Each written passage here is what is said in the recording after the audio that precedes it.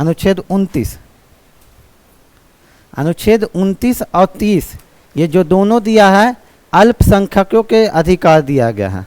अनुच्छेद 29 और 30, अनुच्छेद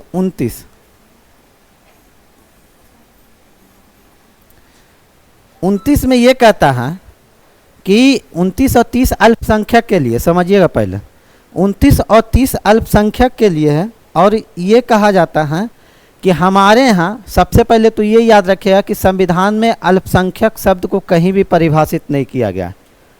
अल्पसंख्यक कौन है, क्या है, किसको अल्पसंख्यक कहेंगे, ये संविधान कभी नहीं बताया, ठीक है ना। तो अल्पसंख्यक शब्द को, इसको तो पहली बात अल्पसंख्यक को परिभाषित किया ही नहीं गया है। अल्पसंख्यक को संविधान में परिभाषित नहीं किया गया, परिभाषित नहीं किया गया। ये सबसे इम्पोर्टेंट है। जिस तरह से हम बताए थे कि अनुच्छेद 17 के अस्पृश्यता को भी परिभाषित नहीं किया गया है, उसी तरीका से अल्पसंख्यक को भी परिभाषित नहीं किया गया है, ठीक है। अब देखते हैं कि लेकिन ये बोला गया कि भाषाई एवं धार्मिक आधार पर, भाषाई एवं धार्मिक आधार पर अल्पसंख्यकों को सुप्रीम कोर्ट ने बताया कि अल्पसंख्यक हम बांटेंगे भी तो भाषाई एवं धार्मिक आधार पर बांटेंगे, ठीक है ना।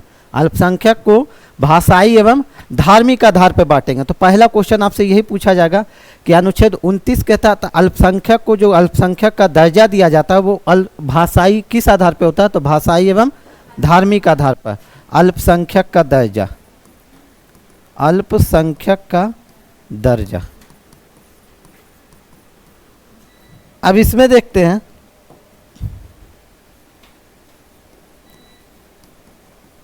29 का एक ये कहता है,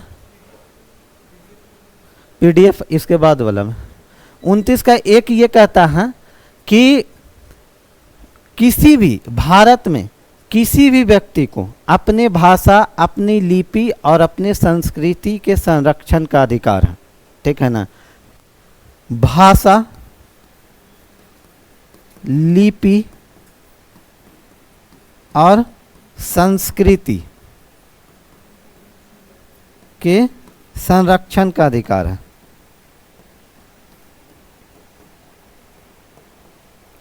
के संरक्षण का अधिकार है। मतलब कि क्या, अगर आपके कोई क्षेत्र में आकर तेलुगु बोलने लगे, ठीक है ना। तेलुगु कहाँ की भाषा है, कहाँ की, तमिलनाडु हमको कैसे सुनाई दिया, आंध्र प्रदेश की। तो अगर आपके क्षेत्र में कोई आके तेलुगु बोलने लगे तो ऐसा नहीं है कि उसको जड़ दीजिएगा, आप नहीं समझ में आ रहा था, ठीक है ना। आप तेलुगु जब बोल रहा है तो कोशिश कीजिएगा कि कम्युनिकेशन ऐसा लैंग्वेज में किया जाए जो थोड़ा आपको भी समझ में आ जाए या थोड़ा उसको भी समझ में आ जाए। तो अपनी भाषा का उसको भी संरक्षण करने का अधिकार है, लिपि के संरक्षण करने का अधिकार है और संस्कृति के भी संरक्षण करने का अधिकार है। अब इस सब चीज़ का जितना भी हम अधिकार बताएं, सबका एक प्रतिबंध लगाने वाला जरूर होता है, सबका एक प्रतिबंध लगाने वाला जरूर होता है। पता चला आपके यहाँ संस्कृति है, आपके यहाँ रिवाज है कि जिस दिन शादी होगा दूल्हा को ले जाके पूरा भराव पर मोड़ पे या जहाँ पे भी बहुत बड़ा मोड़ है शहर में, वहाँ पे ले जाके 1 घंटा शाम को रखना है, वहाँ पे पूरा नाच गाना करना है। तो पूरा आप लोक व्यवस्था खराब कर दीजिएगा। तो क्या हो गया, वहाँ आप संस्कृति, आप ये नहीं बोल सकते 29(1) हमको मिला है, ठीक है ना। वहाँ आप ये नहीं बोल सकते क्योंकि वहाँ लोक व्यवस्था बाधित कर रहे हैं।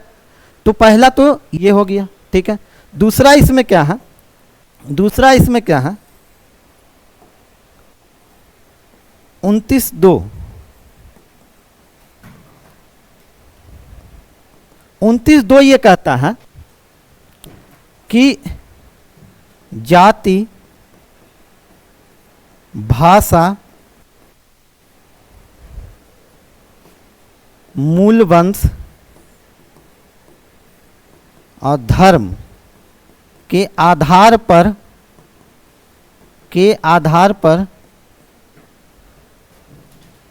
शिक्षण संस्थाओं में दाखिला से वंचित नहीं किया जाएगा, दाखिला से वंचित नहीं किया जाएगा। कोई बता सकते हो? ऊपर वाला में हम 15 पढ़ाएं तो उसमें एक आधार यहाँ से जो है ना, यहाँ एक्स्ट्रा जुटा है और 1-2 आधार वहाँ से घटा है। अनुच्छेद 15 में कितना आधार बताए थे? कौन कौन आधार था? जाति, धर्म, वंश और जन्म स्थान और लिंग, 5। इसमें लिंग नहीं है, ठीक है। जाति, भाषा, मूल, वंश और धर्म के आधार पर कोई भी शिक्षण संस्थान में प्रवेश से कोई नहीं रोक सकता। अब एक चीज़ आप ध्यान दीजिएगा, यहाँ जेंडर नहीं दिया हुआ। जानते क्यों? बिहार शरीफ में एक क्या बहुत सा स्कूल है, girls high school, girls high school है। अब कोई लड़का ही नहीं कह सकता कि हम गर्ल्स हाई स्कूल में पढ़ेंगे। कोई लड़का ये नहीं कह सकता कि हम गर्ल्स हाई स्कूल में ही पढ़ेंगे। इसीलिए यहाँ देखिएगा लिंग दिया हुआ है, मतलब उस आधार पे वंचित किया जा सकता, उस आधार पे वंचित किया जा सकता है। तो ये इंपॉर्टेंट है, ये इंपॉर्टेंट है, ठीक है। तो 29(1) ये कहता है, यहां से जब भी आपका पूछेगा तो ये आधार पूछेगा। कितना आधार? भाषा, लिपि, संस्कृति। धर्म यहां नहीं जुड़ा हुआ है, ये ध्यान रखिए, यहां धर्म नहीं जुड़ा हुआ है।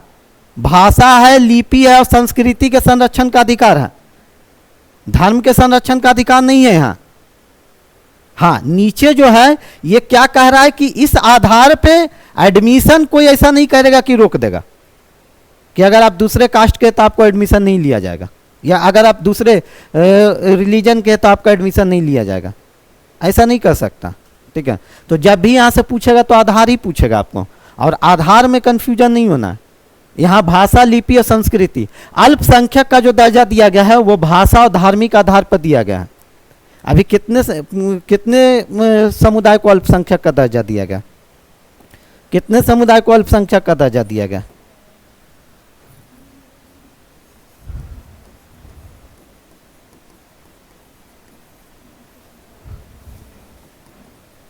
अल्पसंख्यक का जो दर्जा दिया गया है,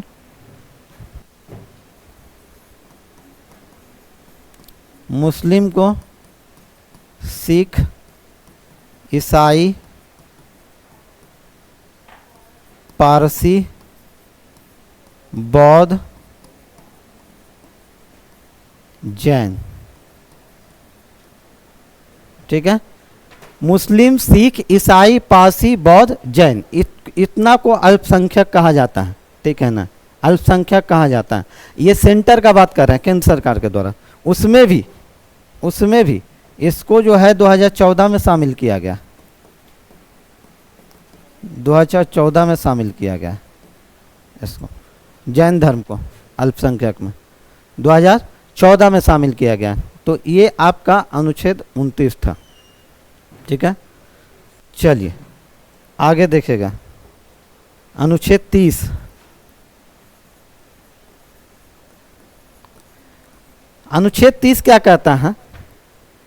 अनुच्छेद 30 ये कहता है कि जो भी अल्पसंख्यक समुदाय हैं उनको पूरी हक बनता है कि वो अपना शिक्षण संस्थान खोल सकते हैं और उसका प्रबंधन भी कर सकते हैं।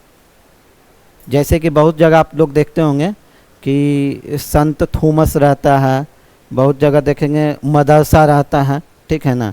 तो अल्पसंख्यक समुदाय का अपना एक ये है कि वो उस चीज़ का प्रबंधन, पहले तो उस चीज़ का स्थापना कर सकते हैं शिक्षण संस्थान का, और उसका प्रबंधन भी वो कर सकते हैं। प्रबंधन मतलब मैनेजमेंट कर सकते हैं कि अच्छा कोर्स ऐसे चलाएंगे, वो सब कर सकते हैं।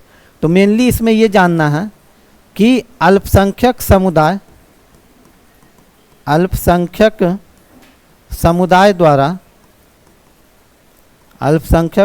द्वारा शिक्षण संस्थान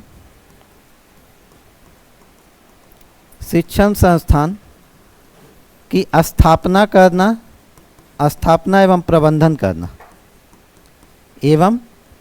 करना।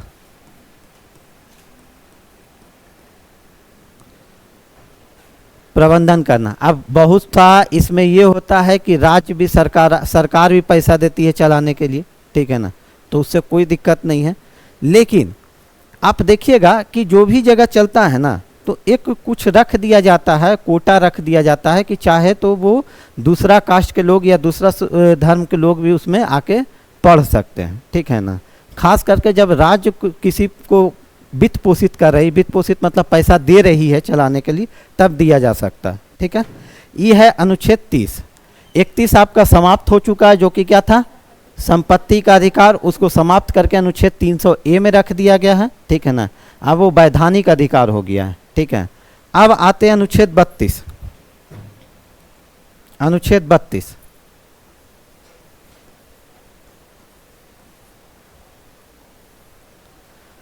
अनुच्छेद 32 क्या है, संवैधानिक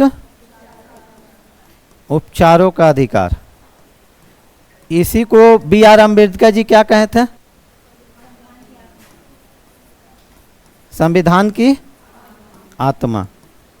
प्रस्तावना को संविधान की आत्मा किसने कहा था, ठाकुरदास भार्गव, ठाकुरदास भार्गव। अब समझते 32, अनुच्छेद 32 क्या चीज। अनुच्छेद 32 संवैधानिक उपचार का अधिकार है। मेरे अनुसार पूरा मौलिक अधिकार का सबसे इंपॉर्टेंट ये अधिकार यही है, इसीलिए हम अनुच्छेद 32 को बोलते हैं पानी। अनुच्छेद 32 पानी है। पानी क्या है,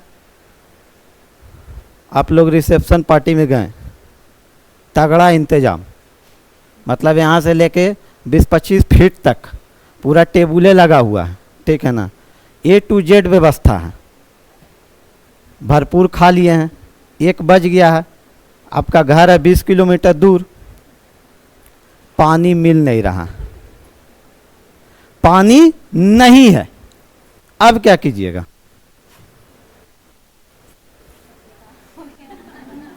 वैसे तो नहीं होगा, वैसे तो नहीं होगा, मतलब कि क्या, जितना सब व्यवस्था सब था, पीछे क्या 31 तक व्यवस्था आपको दिया गया, 31 तक आपको व्यवस्था दिया गया कि आपके पास ये चीज है, ये चीज है, इधर पुलाव भी है, उधर दाल भी है, उधर रसमलाई भी है, सब है व्यवस्था 31 तक। और उसके बाद क्या बोला गया, अब खा लिए तो पानी कहाँ, मतलब कि उसका निदान कौन करेगा, तो निदान कौन करेगा, संवैधानिक उपचारों का अधिकार। ब्रिटेन में इसको कहा जाता है संविधान का झरना, ठीक है। अनुच्छेद 32 को ब्रिटेन में संविधान का झरना कहा जाता है, संविधान का झरना कहा जाता है।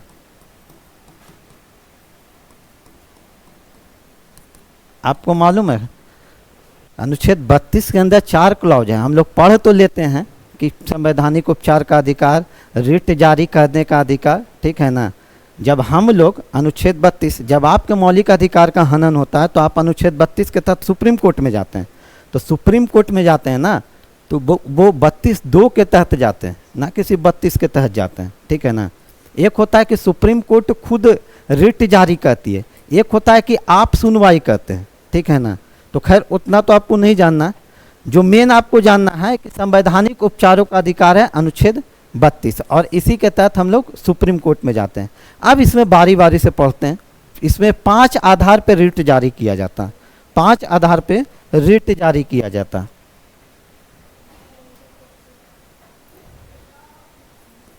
रिट जारी करने के आधार, रिट जारी करने के आधार,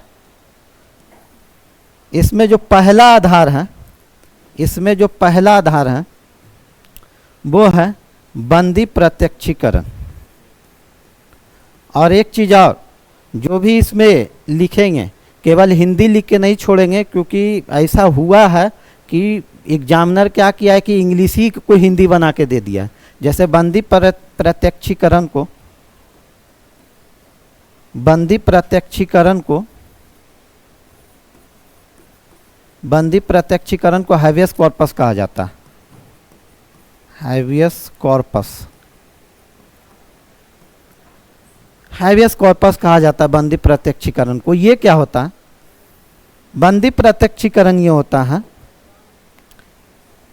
इसका सबसे इंपॉर्टेंट है अर्थ जानना, क्योंकि अर्थ ऐसे ही बहुत बार क्या कहता है, मिलाने के लिए दे देता है, इधर रख देता है, इधर मिलान करने के लिए दे देता है। इसका अर्थ क्या है? सशरीर प्रस्तुत करना, सशरीर प्रस्तुत करना, सशरीर प्रस्तुत करना। अनुच्छेद 22 आप लोग पढ़े थे, क्या था अनुच्छेद 22 में? इतना याद हो गया तब तो फिर प्राण एवं दैहिक स्वतंत्रता। तो 21 में क्या था? 22 में क्या था कि पढ़ा ही नहीं हम? एक निवारक निरोध था, एक दंडात्मक निरोध था। बताए थे कि 24 घंटा के अंदर मजिस्ट्रेट के समक्ष क्या करना है? प्रस्तुत करना, 24 घंटा के अंदर। अब क्या हुआ? अपराध किया, भाग गया, भाग गया तो उसी में बोला जाता है कि सशरीर प्रस्तुत किया जाए, सशरीर प्रस्तुत किया जाए। सशरीर प्रस्तुत करना मतलब क्या? मतलब ये कि अगर उसको पकड़ने में पुलिस निपटा भी दे रही है ना, तो उसके बॉडी को लेके आओ। यूपी वाला सरकार यही इसी का फायदा उठा रहा है, ठीक ना?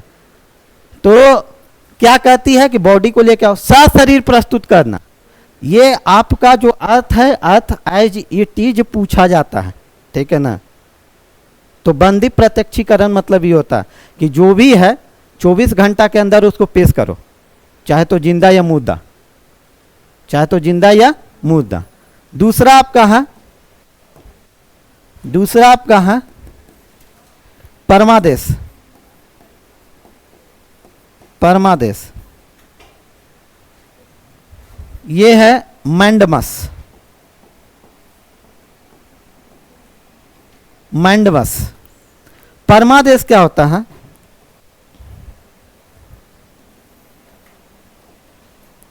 परमादेश होता है हम आदेश देते हैं,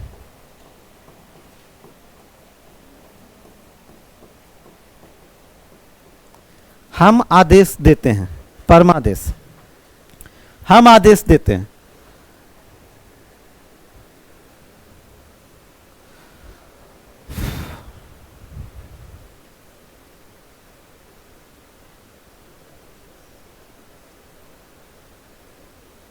हम आदेश देते हैं, इसका मतलब कि यहाँ ऊपर का कोर्ट, जो भी ऊपर का कोर्ट हो, हाई कोर्ट हो, सुप्रीम कोर्ट हो, ठीक है ना, वो क्या कहती है, कोर्ट जो है वो सार्वजनिक संस्थाओं या सरकारी संस्थाओं को क्या कहती है, आदेश देती है। जैसे कि आप लोग देखते होंगे न्यूज में, आप लोग तो बहुत अच्छा से परिचित होंगे, देखते होंगे जब ठंडा बहुत बढ़ जाता है तो सरकार आदेश देती है, कोर्ट आदेश देती है कि इतना से इतना तारीख तक के सरकारी स्कूल बंद रहेगा, ठीक है ना, सरकारी स्कूल बंद रहेगा। वो क्या आ जाता है? परमादेश में आ जाता है, हम आदेश देते हैं, ठीक है। इसमें जितना भी सरकारी संस्था है सबको आदेश दिया जाता है, ठीक है ना, सबको आदेश दिया जाता है। अब आदेश देना मतलब ये नहीं कि कोर्ट राष्ट्रपति को आदेश देगी, राष्ट्रपति को, राज्यपाल को, कोई निजी व्यक्ति को, सबको आदेश नहीं दे सकती है, ठीक है ना। अगला है आपका, अगला आपका है अधिकार परीक्षा, अधिकार परीक्षा।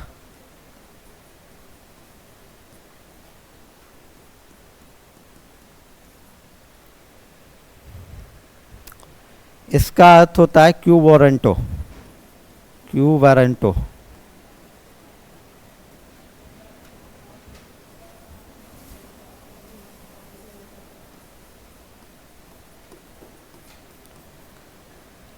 किस अधिकार से, किस अधिकार से?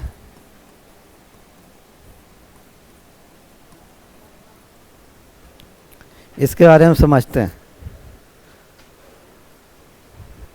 इसके बारे में भी आप लोग अच्छे तरीक़ा से परिचित होंगे। जब एग्ज़ाम होता है तो बहुत लोग तो मेरिट से निकल जाता है, बहुत लोग के लिए अलग व्यवस्था रहता है, बहुत लोग के लिए अलग व्यवस्था रहता है। तो जिसके लिए अलग व्यवस्था रहता है, अब वो जब सरकारी पोस्ट पे बैठ जाता है, ठीक है ना, अब बगल वाला को पता चलता है कि जो अलग वाला व्यवस्था से आया है और उसको फिर वहाँ पर से हटाना है, तो इसी का इस्तेमाल किया जाता है, क्यू वारंटो का। अगर उस व्यक्ति का मन है कि तुरंत निपटा देना है इसको, कुर्सी अच्छा नहीं लग रहा है इस पर, ठीक है ना, तो 32 लेके आएगा। और अगर मन है उसको कि धीरे धीरे निपटाना है, तो फिर 226 में हाई कोर्ट जाएगा, ठीक है ना, लेकिन लेके जाएगा इसी को। और लेके जाएगा तो जितना कागजात है वो निकाला जाएगा, ठीक है ना, और उसके बाद पूछा जाएगा कि तुम तो ऐसे किए हो, या इस क्वालिफिकेशन पे इतना चीज़ चाहिए, तुम्हारे पास ही नहीं, किस अधिकार से तुम इस पद पे बैठे हुए, ठीक है ना। यही इक्विवेलेंटो, भगवान करे कभी यूज करने का नौबत नहीं है। क्या चीज? वो आपको ऐसा लग रहा है, सब जगह है, ठीक है ना, आपको ऐसा लग रहा है, बस आपको लग रहा है कि आपके कुइयां में पानी कम है, सब जगह वही हाल है, ठीक ना। अगला जो है प्रतिषेध।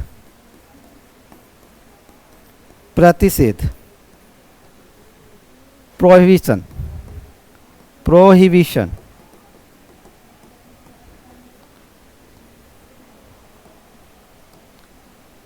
इसका अर्थ है, प्रतिषेध का अर्थ तो मालूम होगा आप लोग को, क्या होता है प्रतिषेध? रोकना। हाँ,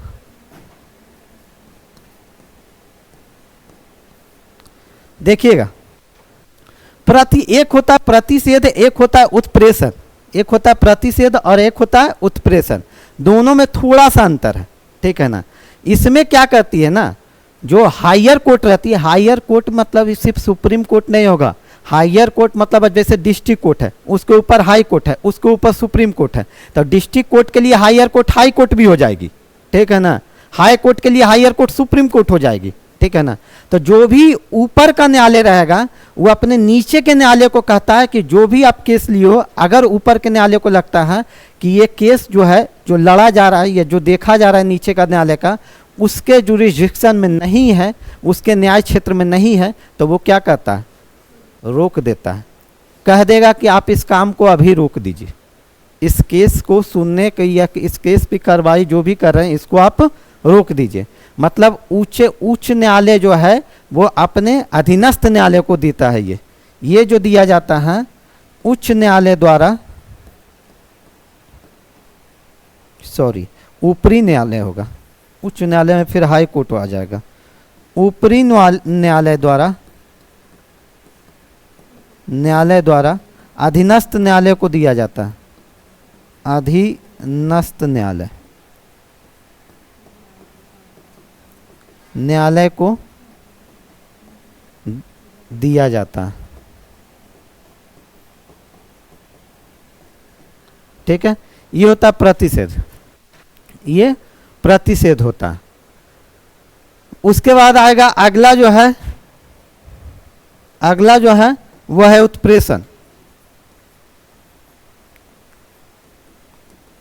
उत्प्रेषण।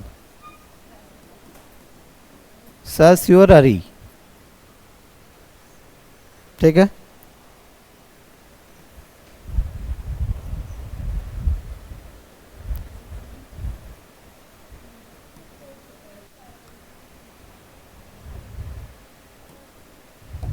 सर्स्योररी, इसका अर्थ क्या होता है? इसका अर्थ होता है पहले रोकना एवं अपने पास मंगवा लेना।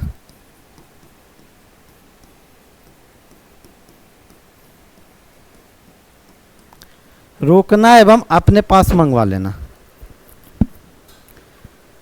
ठीक है। उत्प्रेषण और प्रतिषेध में इतना ही अंतर होता है, ठीक है ना।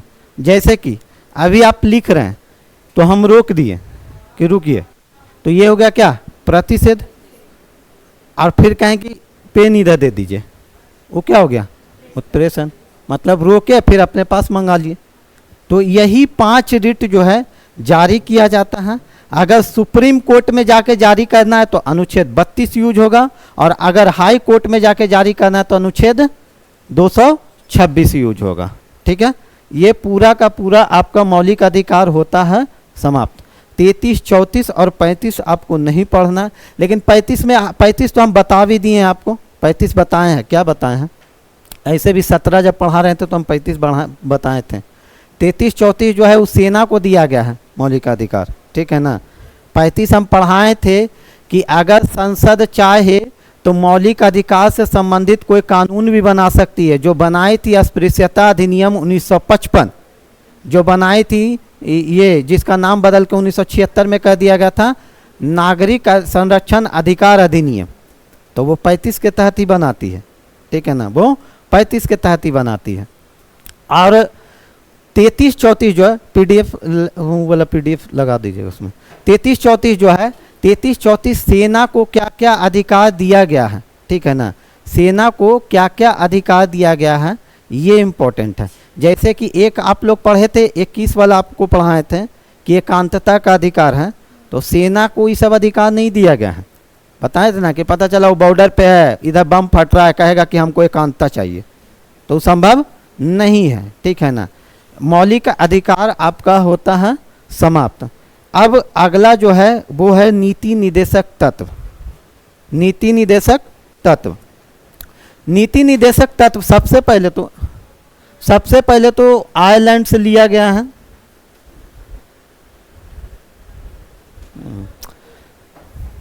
सब चीज तो लिख ही दिए हैं। आयरलैंड से लिया गया है। ठीक है, और ये राज्य को प्राप्त अधिकार है नीति निर्देशक तत्व। ठीक है ना। एक्चुअली हुआ क्या कि तेज बहादुर सप्रू समिति जब आया था तो तेज बहादुर सप्रू समिति ये बोला कि पूरा अधिकार जो था आपका 12 से लेके 51 तक था, लेकिन बोला कि ऐसा इसको किया जाए कि 2 भाग में बांटो। एक अधिकार जो दो जनता को दो, मतलब भारत के नागरिक को दो, और एक अधिकार दो जो कि सरकार को दो। ठीक है ना, जो कि सरकार को अब राज्य को क्या अधिकार मिला है भाई? तो राज्य को जो भी अधिकार मिला है वो मिला है नीति निर्देशक तत्व में। जब भारत आज़ाद हुआ तो अपने यहाँ इतना दयनीय था कि उस समय सब चीज़ मतलब उपलब्ध कराया जाए भारत की जनता को, ये संभव नहीं था। ठीक ना, भारत की जनता को सब चीज़ उपलब्ध कराया जाए ये संभव नहीं था। तब हमारे संविधान निर्माता ये सोचे कि ऐसा करते हैं कि इसी को नीति निर्देशक तत्व बता देते हैं। ठीक है ना, मतलब कि संविधान निर्माता जब नीति बना रहे थे तो ये निर्देश दिए किसको? सरकार को, कि अगर जब आप सक्षम होइएगा, ये सब जो इसमें आगे जो दिया हुआ है, जब आप सक्षम होइएगा वो काम कीजिएगा।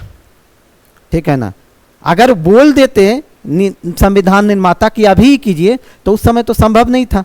अभी बहुत चीज़ आगे देखिएगा जिसमें बताएंगे तो आपको लगेगा कि अगर आज़ादी के समय किया जाता तो संभव ही नहीं होता। वो जैसे जैसे आगे बढ़ा है वैसे वैसे आते गया है।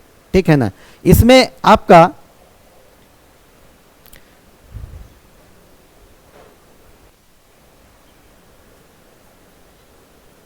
छत्तीस 37 गायब है।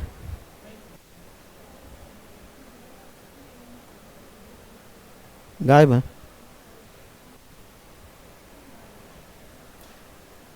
36, 37 नहीं है, कोई बात नहीं, पढ़ लेते ऐसे ही।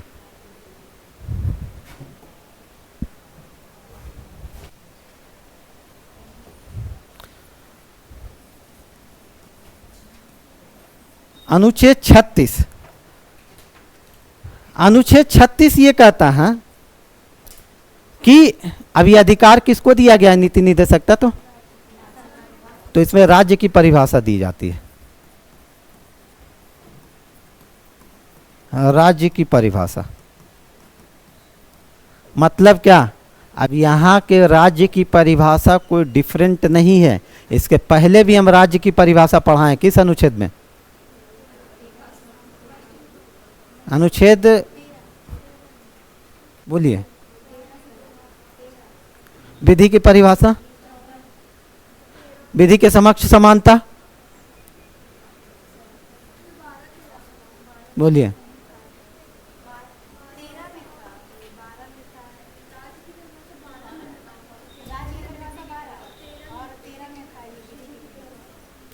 हम बार बार बोले थे कि पहले राज्य रहेगा तभी ना कानून बनाइएगा, तभी ना कानून बनाइएगा। जमीन रहेगा तभी ना घर बनाइएगा। तो पहले 12 में क्या था, राज्य की परिभाषा था, वही राज्य की परिभाषा 36 में दिया गया है और कुछ नहीं है। ठीक है।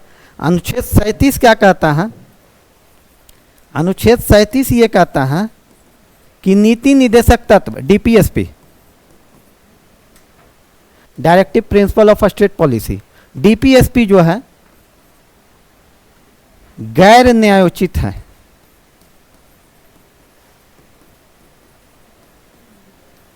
गैर न्यायोचित है। गैर न्यायोचित है मतलब क्या, गैर न्यायोचित है, इस शब्द का यूज हम पहले भी किए हैं। मतलब इसके उल्लंघन होने पे आप न्यायालय नहीं जा सकते। जब हम प्रस्तावना पढ़ा रहे थे तो बताए थे कि ये भी गैर न्यायोचित है। प्रस्तावना में जो भी दिया हुआ है अगर उल्लंघन हो रहा है तो आप न्यायालय में नहीं जा सकते। उसी तरह से नीति निदेशक तत्व में जो भी चीज़ दिया हुआ आपको लग रहा है कि आपके साथ ये नहीं हो रहा तो आप न्यायालय में नहीं जा सकते, बशर्ते कि सरकार उसके लिए कोई कानून बनाई नहीं हो तब। ठीक है ना। तो गैर न्यायोचित यही होता है। ठीक है। सबसे पहले 36 राज्य की परिभाषा, 37 डीपीएसपी जो कि गैर न्यायोचित है। अब आगे देखते हैं अनुच्छेद 38। अनुच्छेद 38 ये कहता है कि राज्य सामाजिक आर्थिक और राजनीतिक न्याय, राज्य सामाजिक आर्थिक और राजनीतिक न्याय, हमको बताइएगा ये कहीं और भी मिला है, ये कहीं और भी मिला ये न्याय, कहाँ कहाँ कहाँ, बहुत बढ़िया, प्रस्तावना में सामाजिक आर्थिक और राजनीतिक न्याय कहाँ मिला है, प्रस्तावना में। मतलब कि अगर आपसे पूछ लिया जाए कि हमारे संविधान में राजनीतिक न्याय या सामाजिक न्याय या आर्थिक न्याय का वर्णन कहाँ है, तो एक तो प्रस्तावना था और एक अनुच्छेद 38 था। ठीक है ना। डीपीएसपी याद रखिएगा, ठीक है, लेकिन अनुच्छेद भी याद रखिएगा। एक सामाजिक आर्थिक और राजनीतिक न्याय, सामाजिक आर्थिक और राजनीतिक न्याय पढ़ा दिए थे। सामाजिक न्याय क्या होता है, आप जिस समाज में रहते हैं वहाँ सबको बराबरी का दर्जा दिया जाए। ठीक है ना। पता चला आप जहाँ रह रहे हैं, ठीक है ना, आप जिस मोहल्ला में रह रहे हैं वहाँ कोई सेठ साहूकार जी हैं तो उनको कोई विशेष दर्जा दिया जा रहा है, आपको कुछ भी नहीं। ठीक है ना। आपको कुछ भी नहीं दिया जा रहा है, तो वो क्या हो जाएगा, सामाजिक न्याय का हनन है। आर्थिक न्याय का मतलब क्या, आर्थिक न्याय की मतलब कि कोई भी कहीं भी आप रहते हैं, पैसा संबंधी कोई भी काम किया जा रहा है ना, तो बराबरी का दर्जा दिया जाना चाहिए। ठीक है ना। पता चला कि आप कोई मंत्री जी के यहाँ काम कर रहे हैं, ठीक है ना, मंत्री जी के यहाँ मंत्री जी का भतीजा भी काम कर रहा है, तो भतीजा को दे रहे हैं सरकारी नौकरी के तहत, भतीजा को दे रहे हैं 55,000 रुपया, वो आपको 45,000 दे रहे हैं, तो क्या हो जाएगा, आर्थिक न्याय का हनन, आर्थिक न्याय का हनन। राजनीतिक न्याय, राजनीतिक न्याय मतलब कि क्या, राजनीति मतलब कि देश के राजनीतिक क्षेत्र में भी आपका योगदान उतना ही होगा जितना कि अन्य लोगों का योगदान होगा। मतलब कि आप मोदी जी के खिलाफ भी चुनाव लड़ सकते हैं, अंजाम क्या होगा उसके बारे में हम बात नहीं कर रहे हैं, लेकिन आप लड़ सकते हैं। ठीक है ना। तो राजनीतिक न्याय ये हो गया।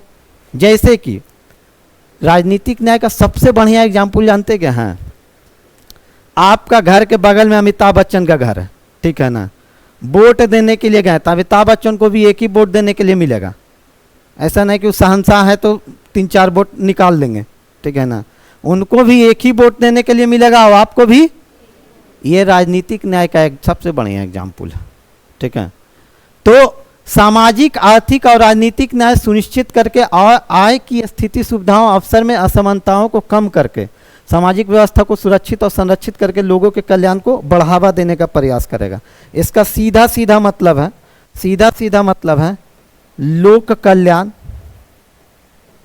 लोक कल्याण की अभिवृद्धि के लिए कार्य करेगा। मतलब कि क्या, पहले तो ये चीज स्थापित करना, दूसरा अवसर का असमानता को कम करना।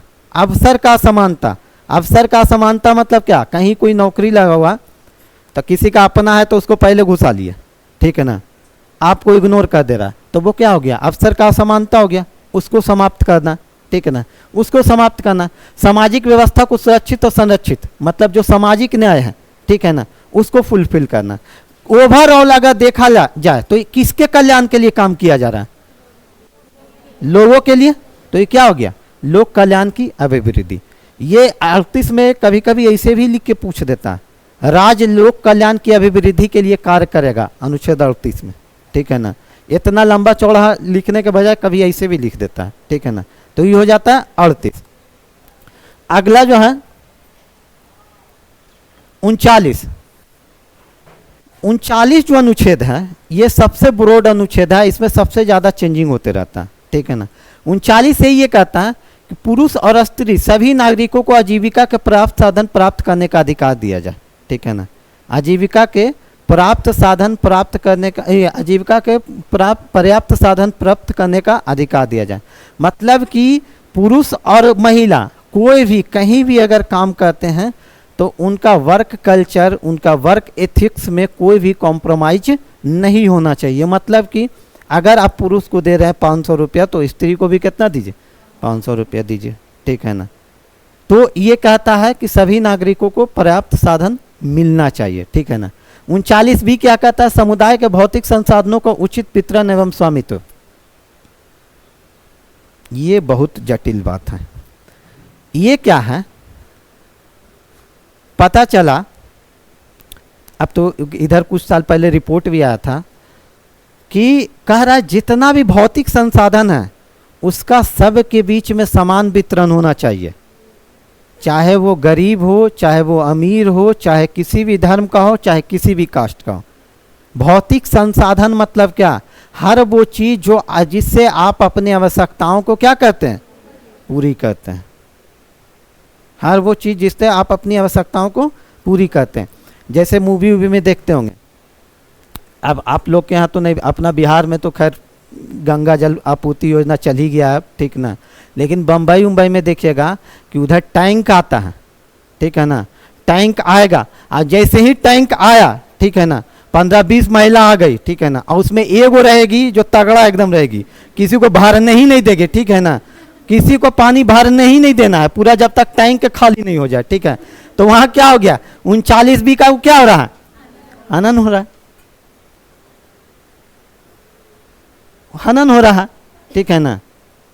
मतलब कि भौतिक संसाधन है, जल भौतिक संसाधन है, उसका समान वितरण होना चाहिए, ठीक है ना, वहां हनन हो रहा है, ठीक है। अगला 39C, उत्पादन के साधनों का विकेंद्रीकरण। उत्पादन के साधनों का विकेंद्रीकरण, इसका मतलब क्या, उत्पादन के साधन, उत्पादन के साधन, इकोनॉमिक्स पढ़ लिए आप लोग, इकोनॉमिक्स नहीं पढ़े हैं, अरे छठा सतमा कहीं तो पढ़े होंगे ना। उत्पादन के कितने साधन होते हैं,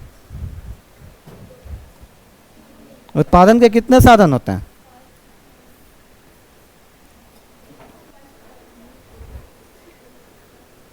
आज शाम से भराव पर देखे ना, भराव पर के आगे जो है वहां पे एक चाट का ठेला हम लगा रहे हैं, ठीक है ना, रियल में नहीं लगा रहे हैं, मतलब एग्जाम्पल दे रहे हैं, चाट का ठेला लगा रहे हैं। अब एक बात बताइएगा, जब वो चाट का ठेला हम लगाएंगे तो कहाँ लगाएंगे, स्थान अभी बताए ना हम, मतलब जमीन पे, भूमि, अब याद आया, अब लगाने के लिए सोचे होंगे तो कहीं से पैसा लाए होंगे ना, पूंजी। अधिक अच्छी बात यह है ना कि हम लगा लिए, समझिए कि कल परसों ही लगाए थे, ठीक है ना, अब एक ही दिन में इतना ज़्यादा निपटा दे रहे हैं कि एक स्टाफ भी हम रख लिए हैं, ठीक है ना, तो क्या हो गया, ठीक है, श्रम हो गया। और अगला है एंटरप्रेन्योरशिप। आप कितना बढ़िया चार्ट बना रहे हैं, कहा कि सामने भी एगो है, ठीक ना, कितना बढ़िया आप चार्ट बना रहे हैं, ये आपका गुण है, ये उद्यमशीलता है, ठीक है ना, ये आपका कितना उस पर मेहनत कर रहे हैं, उद्यमशीलता। एक और भी है जो बहुत कम जगह पढ़ाया जाता है, उसको कहते हैं साहसी। साहसी जो होता है वो मालिक होता है, परसों लगाए थे हम, कल पूरा बिका है बम्फर, ठीक है ना, या परसों लगाए, परसों पूरा बिका, कल क्या हुआ 11 बजे के बाद बहुत सा बच गया। अब गर्मी का टाइम है, फेंका जाएगा, ठीक है ना। तो वो जोखिम कौन लेगा? वो स्टाफ थोड़ू कहेगा कि पैसा मेरा वाला से काट लीजिए ना, आपका नहीं इतना बिका था, ऐसा थोड़ी कहेगा। या जहाँ पे आप लगा रहे हैं रेंट दे रहे होंगे तो वो थोड़ी कहेगा कि कल तुम्हारा इतना बर्बाद हो गया, आज का रेंट नहीं लेंगे तुमसे। यही उत्पादन के साधन है, ये बेसिक चीज है, ये पता होना चाहिए आपको, उत्पादन के साधन, ठीक है।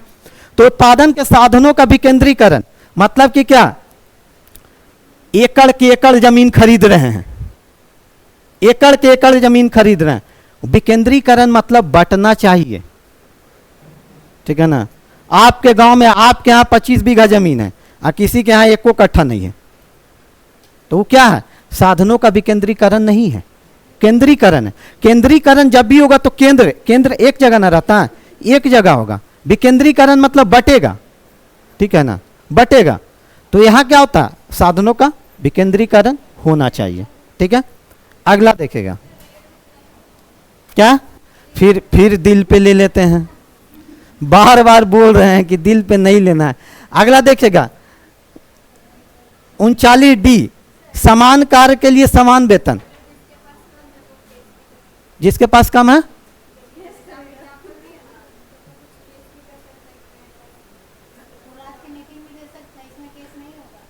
पहले ही बोले थे कि नीति निर्देशक तत्व गैर न्यायोचित है। देखिए बताइए, ये भी तैयार है कि केस कर देंगे, दिमाग में होगा कोई जरूर। समान कार्य के लिए समान वेतन मतलब कि समान कार्य के लिए समान वेतन मतलब जितना काम किया जा रहा है। अब जैसे कि जो वही एग्जाम्पल दिए कि एक कोई मंत्री का बाल बच्चा या मंत्री का कोई परिवार का लड़का है और एक साधारण लड़का है, दोनों का काम आप 8 ही घंटा ले रहे हैं, दोनों समान काम कर रहे हैं, एक को कुछ ज़्यादा पैसा दे रहे हैं, एक को कम दे रहे हैं, तो यहाँ किसका उल्लंघन हो जाएगा? क्या? तो अब आप क्या कीजिएगा? चलिए, तो समान कार्य के लिए समान वेतन इसमें आता है। अगला 39E, पुरुष और स्त्री कर्मकारों के स्वास्थ्य और शक्ति तथा बालकों के सुकुमार अवस्था का दुरुपयोग नहीं हो और आवश्यकता से विवश होकर नागरिकों को ऐसे रोजगारों में ना जाना पड़े जो उनकी आयु एवं शक्ति के अनुकूल नहीं हो। सिंपल ये कहता है कि पुरुष एवं स्त्री और खास करके बालक सुकुमार अवस्था में जो है, वैसे लोगों को अगर कोई स्वास्थ्य संबंधित प्रॉब्लम हो या कोई भी चीज़ हो तो कोई भी ऐसा काम करने के लिए बाध्य नहीं करना चाहिए, कोई भी ऐसा काम करने के लिए बाध्य नहीं करना चाहिए। जैसे पता चला कि कोई बड़ा ही आदमी, पुरुष भी है, कोई बड़ा आदमी ही है, ठीक है ना, कोई आदमी है और उसको धुआं से बहुत एलर्जी है, ठीक है ना, धुआं से बहुत एलर्जी है, आग से बहुत एलर्जी है, आप उसको भट्टी में काम दे दीजिए कि जाओ रहो वहीं 8 घंटा, तो दिक्कत है। ये चीज़ नहीं होना चाहिए, ये 39E में है, ठीक है। आगे देखिएगा, ई में ही है, बालकों को स्वतंत्र एवं गरिमामय वातावरण में स्वस्थ विकास के अवसर और सुविधाएं दी जाए। ये जो है, ये वाला जो है, ये बाद में जोड़ा गया है। एक चीज़ जान लीजिए, संविधान में ये बता देते हैं आज आपको, संविधान के किसी भी अनुच्छेद में अगर कैपिटल लेटर से लिखा हुआ है, अगर कैपिटल लेटर से लिखा हुआ तो आप समझ जाइएगा, अगर कैपिटल लेटर से लिखा हुआ है तो आप समझ जाइएगा कि वो बाद में जोड़ा गया, और अगर स्मॉल लेटर से लिखा हुआ तो आप समझ जाइएगा कि मतलब वो पहले ही से जुड़ा हुआ, ठीक ना। 39A जो है बाद में जोड़ा गया, निःशुल्क विधिक सहायता। निःशुल्क विधिक सहायता मतलब समझते हैं, मतलब कि आपके प्रति किसी ने केस कर दिया है, ठीक है ना, और आपके पास इतना पैसा नहीं है कि आप वकील कर सकें, तो सरकार निःशुल्क विधिक सहायता लाई, ठीक है ना, सरकारी वकील देगी, ठीक है। यह है निःशुल्क विधिक, विविध सहायता नहीं है, ठीक है ना, ये विविध सहायता नहीं होगा, ठीक ना, ये हो जाएगा विधिक सहायता, विधिक सहायता, ठीक है। 40 इसलिए नहीं लिखे हैं, 40 इसलिए नहीं लिखे हैं क्योंकि पूरा नीति निर्देशक तत्व को हम 3 भाग में बांटे हैं। एक होता है सामाजिक सिद्धांत, एक होता है गांधीवादी सिद्धांत और एक होता है उदारवादी सिद्धांत। आपसे ज़्यादातर पूछा जाता है कि इनमें से कौन सा अनुच्छेद गांधीवादी सिद्धांत है, कौन सा अनुच्छेद समाजवादी सिद्धांत है। सबसे ज़्यादा बार गांधीवादी पूछा गया। तो कुछ नहीं याद रखना है, अभी आगे देखिएगा। हर वो अनुच्छेद जो गांधी जी मानते थे, जिस आदर्श और मूल्य को, उससे संबंधित जो भी अनुच्छेद है सब गांधीवादी सिद्धांत में आ जाएगा। ठीक है ना। ये सब देखिए समाज के कल्याण के लिए हो रहा, ये सब सामाजिक सिद्धांत में, ये सब सामाजिक सिद्धांत में। इसीलिए 40 जो है वो पंचायती राज का गठन है। अनुच्छेद 40 पंचायती राज का गठन है। ये गांधी जी का कहना था। गांधी जी का कहना था कि भारत का जो दिल है वो कहाँ बसता है, गांव में बसता है। इसीलिए अनुच्छेद 40 को गांधीवादी सिद्धांत में रखा गया। इसीलिए 40 यहाँ नहीं लिखे। 41 क्या है, यह कार्य करने, शिक्षा पाने और बेरोजगारी, बुढ़ापा, बीमारी और विकलांगता में के मामले में सार्वजनिक सहायता के अधिकार को सुरक्षित करने के बारे में बात करता है। इससे संबंधित जितना भी यहाँ से आएगा सब चीज़ का आपको प्रैक्टिकल वर्जन मिल जाएगा। जैसे कि ये बताता है 41 कि शिक्षा पाने, बेरोजगारी, बुढ़ापा, बीमारी और विकलांगता के मामले में सरकार कोई ना कोई काम करेगी। ठीक है ना। बेरोजगारी के मामले में, जो कि अभी का सबसे इम्पोर्टेंट मुद्दा है, बताइए उस समय के भी संविधान निर्माता को पता था कि लोग आगे जाके कितना बेरोजगार बनेगा। ठीक है ना। उस समय भी पता था कि कितना बेरोजगारी लोग बनेगा। देखिए दे दिए ये शब्द। ठीक है ना। ये शब्द दे दिए कि बेरोजगारी के लिए कोई उपाय करेगा। अब बेरोजगारी के लिए कोई उपाय होता है कि नहीं होता। बिहार सरकार ही बहुत योजना लेके आई है। बिहार उद्यम योजना जो है लेके आई है, तो वो क्या हो गया, बेरोजगारी दूर करने के लिए ना। अब ये नहीं है कि बेरोजगारी मतलब ये नहीं समझिए कि बेरोजगारी सिर्फ निपटेगा सरकारी नौकरी मिलके। ठीक है ना। वो सरकारी नौकरी ठीक है, लेकिन बेरोजगारी मतलब कि यहाँ कोई भी नौकरी मिल जाए। ठीक है ना। तो उसके लिए कर रहे हैं ना स्टार्टअप। स्टार्टअप वही तो है। बुढ़ापा, बस पेंशन, वृद्धा पेंशन, महीने महीने जाइए बैंक, क्या नहीं मिलता है, मिलता है। क्या चीज, अब इसमें क्या कीजिएगा, अभी तो बताएं गैर न्यायोचित है। एक तो यही चीज सरकार को लगता है कि अभी हम 500 ही दे सकते हैं। ठीक है ना। सरकार को लगता है कि हम अभी 500 ही दे सकते हैं, तो सरकार दे रही है। अब नहीं देती तो दूसरा, अगला चीज बीमारी। बीमारी के लिए बहुत सारी योजना है, जैसे आयुष्मान भारत। देखिए विकलांगता के लिए, दिव्यांग जो रहते हैं उनको बहुत सा छूट दिया जाता है, तो उसके लिए सरकार कर रही। ठीक है ना। उसके लिए सरकार कर रही। अब एक चीज बताइए, भारत जिस समय आज़ाद हुआ था भारत, उसी समय जो बूढ़ी माता सिर्फ थी वो कहती जवाहरलाल नेहरू को पेंशन दो, तो होता उस समय तो मूलभूत सुविधा पूरा करना था ना। चावल, अनाज, रोटी, वो सब इंतजाम हो जाए, वही है। पेंशन कहाँ से देंगे। ठीक है। तो उसीलिए बोला गया था, इसीलिए ये चीज थोपा नहीं गया था राज्य पे। बोला गया राज्य जब चाहेगा तब करेगा। ठीक है। राज्य जब चाहेगा तब करेगा। उसके आगे है अनुच्छेद 42, राज्य कार्य की उचित और मानवीय स्थिति को सुरक्षित करना और मातृत्व राहत के लिए प्रावधान करेगा। इसके लिए देखिए प्रसव के दौरान लीव दिया जाता है, अनुच्छेद 42। अब तो लगता है 26 सप्ताह के लिए रहता है। कितना रहता है, शायद 26 वीक के लिए रहता है।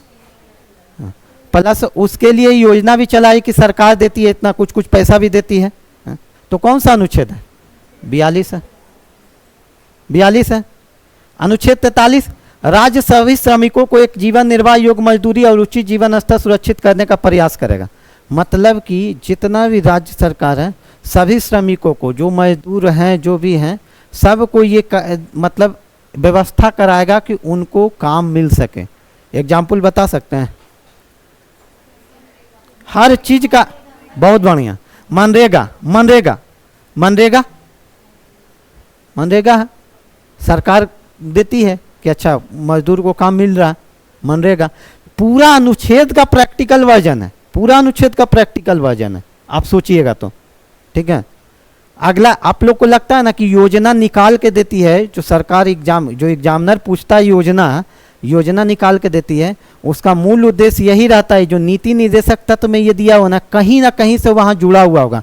हम एक योजना बताए थे स्ट्रीट वेंडर आत्मनिर्भर निधि योजना,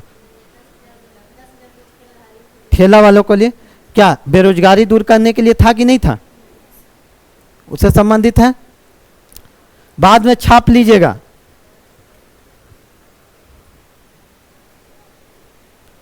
आगे देखिए, समझ लीजिए, छपाइया तो होती रहेगा। आगे देखिएगा कौन 47 सार्वजनिक स्वास्थ्य में सुधार के लिए पोषण के स्तर और लोगों के जीवन स्तर को ऊपर उठाना। सरकार अब हर वो संभव प्रयास करेगी जिससे कि लोगों का पोषण स्तर ऊपर उठे। बहुत बढ़िया। अब सोचिए कि आंगनबाड़ी में अंडा मिलता है, ठीक ना, अब मिलता है कि नहीं मिलता नहीं मालूम, जो भी। अब जिस समय भारत आजाद हुआ तो उसी समय प्रधानमंत्री नेहरू से माता अंडा दो सब बच्चा को, ठीक ना, तो क्या उस समय संभव नहीं था? या अभी भी आप बोल दीजिए कि गर्मी में प्रत्येक, अभी भी आप जाके आंदोलन करने लगी कि प्रत्येक व्यक्ति को गर्मी में पर डे या सप्ताह में 2 तरबूज मिलना चाहिए, ठीक है ना, वो क्या पोषण स्तर को ऊंचा, लेकिन पोषण स्तर ऊंचा हो जाएगा, लेकिन सरकार सक्षम तो नहीं है, सरकार उससे सक्षम है नहीं है। अब आप जाके केस कर दीजिएगा कि मिल नहीं रहा है तरबूज। तो क्या है, सार्वजनिक स्वास्थ्य में सुधार के लिए पोषण के स्तर और लोगों के जीवन स्तर को ऊपर उठाना, जहां संभव हो रहा कर रही सरकार। देखिए योगा दिवस आ रहा, कब मनाया जाता है? मोदी जी कौन जगह नहीं करा रहे, समुंदर में, जल भूमि में, आकाश में, सब जगह निपटा देंगे, 2-3 गो ग्रह भी समेट लेंगे, वहां भी जाके योगा करवा देंगे, ठीक है ना। अब आते हैं गांधीवादी सिद्धांत। योगा दिवस का थीम, योगा दिवस कहाँ हुआ, खैर हम तो कराएंगे करंट अफेयर तो उसमें तो रहेगा ही, लेकिन उसको बहुत क्लोजली ऑब्जर्व कीजिएगा क्योंकि वो सब इंपॉर्टेंट रहता है। गांधीवादी सिद्धांतों के आधार पर, गांधीवादी सिद्धांत के आधार पर कौन कौन सा अनुच्छेद है? सबसे इंपॉर्टेंट गांधीवादी सिद्धांत है, अगर बोला जाए कि अगर सबसे इंपॉर्टेंट अनुच्छेद तो 36, 37, 38, 40, 45, 44, 45, ठीक है ना, उसके बाद 47, 50, 51, यही है, ठीक है ना। आप 43, 39 ये सब छोड़ भी सकते हैं, ठीक है ना। अनुच्छेद 40 जो है ये है पंचायती राज का, हम अभी टिक मार देंगे, ठीक है ना, जो इंपॉर्टेंट रहेगा उसमें टिक मार देंगे। अनुच्छेद 40 जो है, अनुच्छेद 40 ये कहता है, अनुच्छेद 40 ये कहता है पंचायती राज का गठन, जो कि आप लोग स्थानीय स्वशासन, एक शहरी स्वशासन और एक ग्रामीण वाला जो है पढ़ते ही हैं, तो उसका जो निकला है, उसका जो आधार है यही अनुच्छेद है, अनुच्छेद 40 ही है। अभी तक डीपीएसपी में सबसे ज़्यादा बार प्रश्न पूछा गया यही प्रश्न, इसी को घुमा फिरा के पूछता है कि अनुच्छेद 40 में क्या है, या पूछता है कि पंचायती राज का गठन किस अनुच्छेद में है, तो अनुच्छेद 40 में। अनुच्छेद 43 ग्रामीण क्षेत्रों में व्यक्तिगत या सहकारी आधार पर कुटीर उद्योगों को बढ़ावा देने का प्रयास करेगा। ग्रामीण क्षेत्र में कुटीर उद्योग, कुटीर एवं लघु उद्योग समझते क्या होता है? छोटा मोटा उद्योग, ठीक है ना, पंखा बनाने वाला, पापड़ बनाने वाला, अचार बनाने वाला, ठीक है ना, हाँ, ये सब कौन सा हो जाएगा? लघु एवं कुटीर उद्योग में आ जाता, ठीक है ना। तो उसके लिए सरकार प्रोत्साहन देगी। आपको मालूम है एसएचजी के बारे में? एसएचजी तो आप तो उल्टा पुल्टा कर दिए। सेल्फ हेल्प ग्रुप्स, स्वयं सहायता समूह, स्वयं सहायता समूह एक ग्रुप रहता है, ठीक ना। छोटा मोटा उद्योग जब करना रहता है तो महिलाएं, जनरली महिलाएं करती है, तो छोटा मोटा एक ग्रुप बनाया जाता है, क्या चीज उसमें वो तो एक अलग रहता है, ठीक है ना। लेकिन ये भी एक है कि इसमें क्या करती है, सरकार भी मदद करती है। जैसे आप लोन लेने गए ना तो थोड़ा बहुत छूट दे देगी, ठीक है ना। वो भी रहता है कि एक सब पैसा कलेक्ट करता है, ठीक है ना। तो जो प्राइवेट में नहीं रहता है उसमें तो क्या होता है, कोई कोई भाग जाता है, ठीक है ना। उसी को कहा जाता है पोंजी स्कीम, इकोनॉमिक्स में उसी को कहा जाता है पोंजी स्कीम। पता चला बोला एक महिला बोल दी कि मेरा बेटी की शादी है, सब दे दो 50-50 हज़ार, ठीक ना। ना उसका बेटी है ना हुए रही, दोनों भाग गई, तो वो क्या हो गया, वही होता है पॉन्जी स्कीम, इकोनॉमिक्स में उसी को कहा जाता है। तो उद्योग को बढ़ावा देने का प्रयास करेगा 43 में। 46, राज्य जनता के कमजोर वर्ग विशेष रूप से SC ST और अंग कमजोर वर्ग के शैक्षिक एवं आर्थिक हितों को बढ़ावा देगा। जो हम पढ़ाए थे आपको अनुच्छेद 15 और 16 में पढ़ाए थे कि जो SC ST को छूट दिया जाता है, ठीक है ना, SC ST को जो आरक्षण दिया जाता है। और आप लोग शिक्षक बनने वाले हैं तो कभी भी एक चीज़, काहे कि कल कोई उधर वाला क्लास में बोला था, कभी भी आरक्षण वाला टॉपिक आएगा तो कभी भी बायस्ड होकर नहीं बोलना है, आप किसी भी वर्ग से संबंधित हो, ठीक है ना, क्योंकि आप शिक्षक हैं। आप जो भी बोलिएगा 10 लोगों पे असर पड़ेगा और 10 लोग फिर 50 लोगों को बताएंगे। तो आप जो भी बोलिएगा, आप किसी भी वर्ग के, कभी भी आरक्षण को एक तरफ से नहीं बोलना चाहिए, ठीक है ना। और व्यक्तिगत सोच अलग रखिए, ठीक है, लेकिन जब उसको सार्वजनिक रूप से पेश कीजिए तो कभी भी ऐसा नहीं पेश कीजिए कि आरक्षण गलत है या आरक्षण सही है, उसे नहीं बोला जाता है, ठीक है ना। खास करके 2-3 वर्ग के लोग तो कभी ऐसा नहीं बोले। एक शिक्षक और एक जो इंटरव्यू देने वाले हैं, वो तो पहले नपेगा। इंटरव्यू देने वाला अगर बोल दिया या निगेटिव या पॉजिटिव तो सबसे पहले नप जाएगा, ठीक है। तो ये चीज़ ध्यान रखा कीजिए, ठीक है। तो जो आरक्षण दिया जाता है उसका आधार अनुच्छेद 46 है, अनुच्छेद 46 है। जब फॉर्म भरते होंगे तो ये लोग को कम पैसा लगता है, SC ST वालों को 46 है, ठीक है। तो उसका आधार यही से आया, 46 से आया, ठीक है। आगे राज्य लोगों के पूसा आना। अच्छा एक चीज बताइएगा, जो चीज आएगा सब गांधी जी के आदर्शों और मूल्यों से जुड़ा होगा। जैसे कि हम कहानी बता देंगे, गांधी जी बैठते थे गांव में, रहते थे गांव में, एगो चरखा लिए हुए रहते थे, कुटीर उद्योग, गांव कुटीर उद्योग, और वो हरिजन के लिए, हरिजन के वेलफेयर के लिए बहुत काम किए। SC ST सब याद करना ही नहीं है कौन अनुच्छेद क्या है, सीधे पूछेगा गांधीवादी आदर्श क्या है या गांधीवादी सिद्धांत क्या है, बस आपको ये पता रहेगा कौन अनुच्छेद में क्या, आप मत दीजिएगा, बस गांधी के आदर्शों को पता रहेगा तब, ठीक है ना। तो पोषाहार स्तर, जीवन स्तर ऊंचा करने और लोक स्वास्थ्य आदि सुधारने का प्रयास करेगा। ये तो शायद पहले भी हुआ है। एक है, इसमें एक चीज छूट गया है, वो है ये मादक द्रव्यों पे रोक, ठीक है ना। मादक द्रव्य मतलब क्या, जब मिल बैठे दो यार, ठीक ना। मादक द्रव्य मतलब शराब, ठीक है ना, ये सब क्या आएगा, मादक द्रव्य में आएगा। ये इसमें नहीं दिया हुआ, ध्यान रखेगा। गांधी जी इसके भी खिलाफ थे, गांधी जी इसके भी खिलाफ थे, ठीक है। अगला है गाय, बछड़ों एवं अन्य दुधारू पशुओं के वध पर रोक लगाने और उसकी नस्लों में सुधार करने के लिए प्रयास किया जाएगा, ठीक है। मतलब कि क्या, जितना भी दुधारू पशु है सब के वध पर रोक लगाया जाएगा। उसके अलावा आप निपटाते जाइए, उसके अलावा आप निपटाते जाइए, लेकिन गाय, बछड़ों एवं अन्य दुधारू पशुओं के वध पर रोक लगाया जाएगा। देखिए इसके लिए यूपी सरकार बहुत सा काम की है, ठीक है ना। देखेगा कि वहाँ गाय का नंबर रहता है, ठीक ना, हाँ गाय का नंबर रहता है, ठीक है ना, लोग ट्रैक भी होते रहता है, ठीक है। चलिए इंसान ट्रैक नहीं हो रहा है, गाय ट्रैक हो रहा है। उसकी नस्लों में सुधार करने के लिए प्रयास करेगा। नस्लों में सुधार करने के लिए साइंस टेक अगर पढ़े होंगे तो साइंस टेक में एक टॉपिक है क्लोनिंग। क्लोनिंग के बारे में जानते हैं, क्लोनिंग के बारे में, हाँ बहुत बढ़िया। क्लोनिंग के बारे में, क्लोनिंग ये होता है कि एक ही का रेप्लिकेट, एक ही का दूसरा तैयार करना। एक होता है हाइब्रिड, हाइब्रिड ये होता है कि जैसे कि कुछ गुण, जैसे कि इनमें कुछ गुण है, इनमें कुछ गुण है, दोनों गुण को निकाल के एक नया मटेरियल तैयार कर देना, हो गया हाइब्रिड, ठीक है। तो वही बोला गया है कि नस्लों को सुधार करने के लिए प्रयास करेगा, ठीक है। ये होता है आपका अनुच्छेद 48। आगे है उदारवादी सिद्धांत। उदारवादी सिद्धांत में इंपॉर्टेंट है अनुच्छेद 44, अनुच्छेद 45। अनुच्छेद 44 कहता है सभी नागरिकों के लिए समान सिविल संहिता। समान सिविल संहिता ये इंपॉर्टेंट है, सबसे इंपॉर्टेंट है समान सिविल संहिता। समान सिविल संहिता क्या होता है, समान सिविल संहिता क्या होता है, समान सिविल संहिता क्या होता है। अभी भारत में सिर्फ एक राज्य में समान सिविल संहिता, गोवा में, बताते क्या होता है।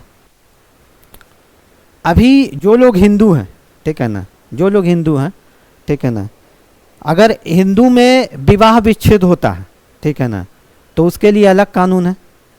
मुस्लिम में अगर होगा तो उसके लिए, हिंदू में अगर संपत्ति का बंटवारा हो रहा तो वो अलग से बोल रहा। अब तो ये सुप्रीम कोर्ट उसमें भी इंटरवीन करके कर दी है, तो वहाँ संपत्ति का बंटवारा अलग तरीका से हो रहा, मुस्लिम में अलग तरीका से हो रहा।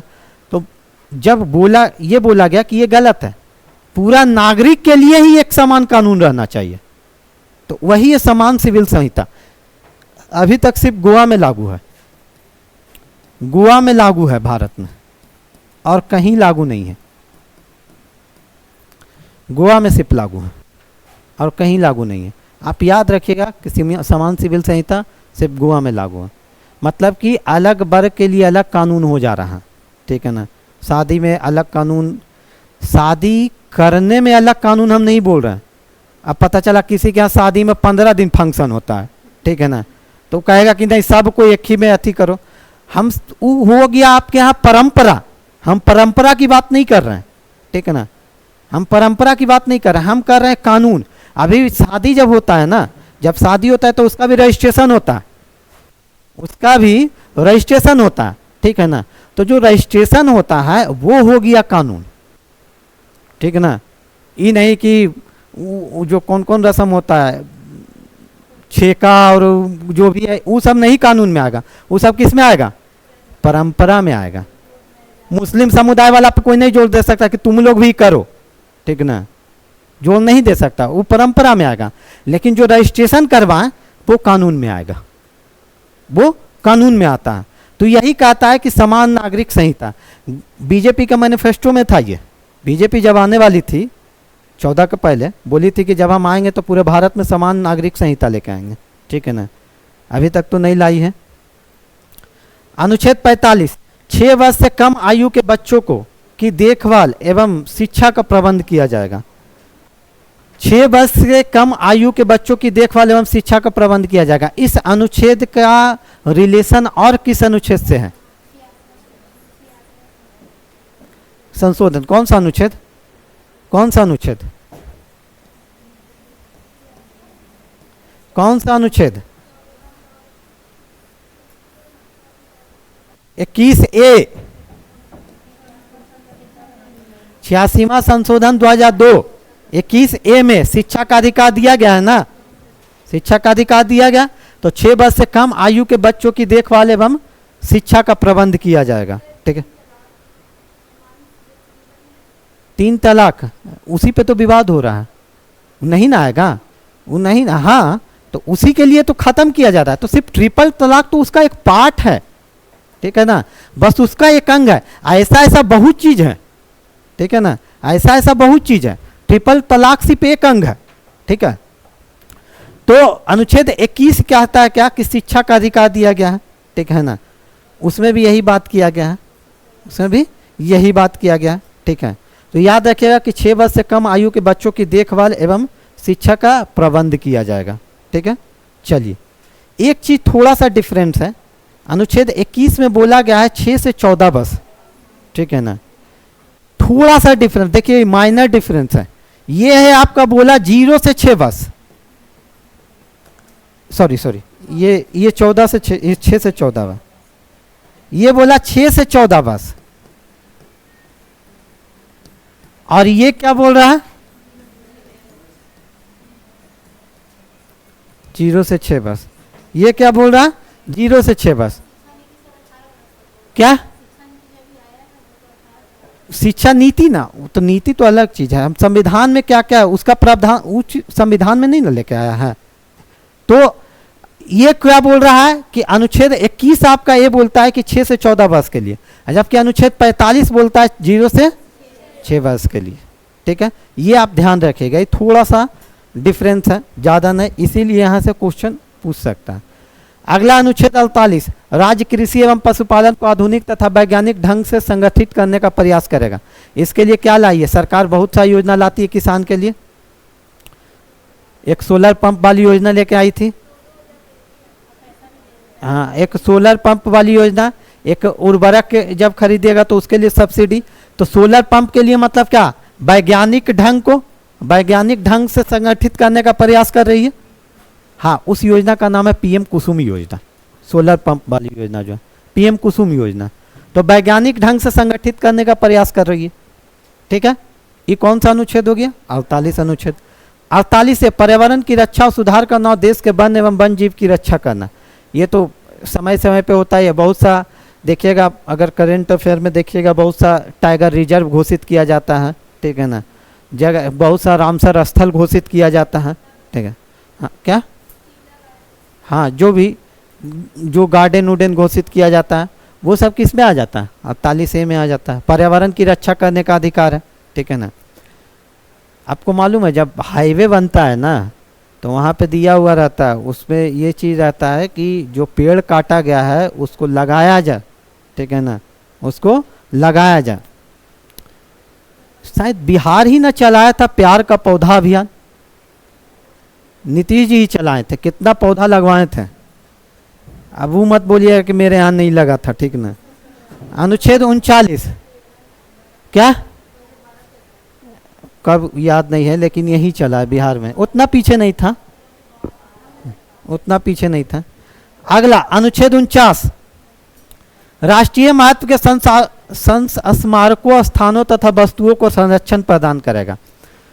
जितना भी राष्ट्रीय महत्व का स्मारक है, जैसे बड़ी पहाड़ी वाला हो गया, ठीक है ना, दिल्ली उल्ली जाते तो, ठीक है ना, उस सब के संरक्षण करने का दायित्व या कर्तव्य किसका है? राज्य का। संरक्षण करने का दायित्व या कर्तव्य राज्य का। जैसे आप बहुत जगह जाइएगा तो व्हाइट दीवार को रेड कलर किया हुआ रहेगा पूरा। ठीक है ना, इतना थूकेगा ही उस पर, इतना थूकेगा ही, उसके ओरिजिनल कलर चेंज कर देता है। ठीक है ना, और बहुत जगह तो क्या चाहिए, हाँ लोकल पेंट है वो। ठीक है, तो अनुच्छेद 49 ये कहता है। अगला अनुच्छेद 50 राज्य की लोक सेवाओं में न्यायपालिका को कार्यपालिका से अलग करने के लिए कदम उठाएगा। इसका बढ़िया एग्जाम्पल है, आज से 4 साल पहले, 4 नहीं और पहले 6-7 साल पहले क्या हुआ था कि अभी देखिएगा ना कि सर्वोच्च न्यायालय का जो न्यायाधीश सबका नियुक्ति होता है ना, उसमें संसद का इंटरफेयर नहीं रहता, मतलब उसमें सरकार का इंटरफेयर नहीं रहता, लेकिन वो न्यायालय खुद करती है कॉलेजियम प्रणाली से। जो भी जज हैं उसकी नियुक्ति कॉलेजियम प्रणाली से की जाती है, हाई कोर्ट और सुप्रीम कोर्ट में। ठीक है, वो न्यायालय खुद करती है, सुप्रीम कोर्ट वाला खुद करता है। ठीक है ना, उसमें सरकार का कोई इंटरफेयर नहीं रहता। लेकिन बीजेपी जैसे ही आई 14 में, बीजेपी को लगा कि नहीं, हम भी ये काम भी हम ही करेंगे। ठीक है ना, उसके लिए लेके आई NJSC, राष्ट्रीय न्यायिक नियुक्ति आयोग। ठीक है ना, राष्ट्रीय न्यायिक नियुक्ति आयोग। ठीक है ना, जैसे ही लेके आई न्यायपालिका यहाँ पहुँच गया। अब बोला अनुच्छेद 50 तुमको दिखाई दे रहा है कि नहीं दिखाई दे रहा है? ठीक है ना, साफ साफ यहाँ बोल दिया गया है न्यायपालिका को कार्यपालिका से अलग रखना है। काहे मिला रहे हो भाई? न्यायपालिका को कार्यपालिका से अलग रखना है, मिला कह रहे हो? तब फिर बैकफुट पे जा गया, तब बीजेपी फिर सरकार बैकफुट पे गई, कहीं करो जो करना है, जिसको बनाना है बनाओ। ठीक है, अगला है अनुच्छेद 51 अंतर्राष्ट्रीय शांति एवं सुरक्षा की अभिवृद्धि का प्रयास करेगा। यह दर्शाता है संप्रभुता को। ठीक है, अंतर्राष्ट्रीय शांति एवं सुरक्षा की अभिवृद्धि का प्रयास करेगा। हर वो संभव चीज जो कि अंतर्राष्ट्रीय स्तर पे कोई भी अगर कानून, अंतर्राष्ट्रीय स्तर पे कोई भी सम्मेलन या कोई भी समझौता हो रहा, अगर वो शांति व्यवस्था के लिए उचित है तो भारत सरकार वो करेगा। उसका सबसे बढ़िया एग्जाम्पल है, सबसे बढ़िया एग्जाम्पल है यूक्रेन और रूस का युद्ध। यूक्रेन के प्रेसिडेंट जेलेंस्की मोदी जी को सवेरे फोन कर रहे हैं, ठीक ना, कि देखो इतना इतना नौटंकी कर दिया, रूस अटैक कर दिया। मोदी जी बोले रिलैक्स, हम बात करते हैं। रूस वाला से बात किए पुतिन से शाम को, वो बोल रहा है कि जेलेंस्की का गलती है। मोदी जी दोनों को मैनेज करके चल रहे हैं। आपको मालूम है हम लोग सॉफ्ट कल्चर। देखिए यूक्रेन को भी समझा लिए, ठीक है ना, आराम से यूक्रेन को बोले कि तुमको जो करना है करो, सबसे पहले हमको अपना आदमी निकालने दो। उसके लिए कौन सा ऑपरेशन चलाए थे? कौन सा ऑपरेशन चलाए थे?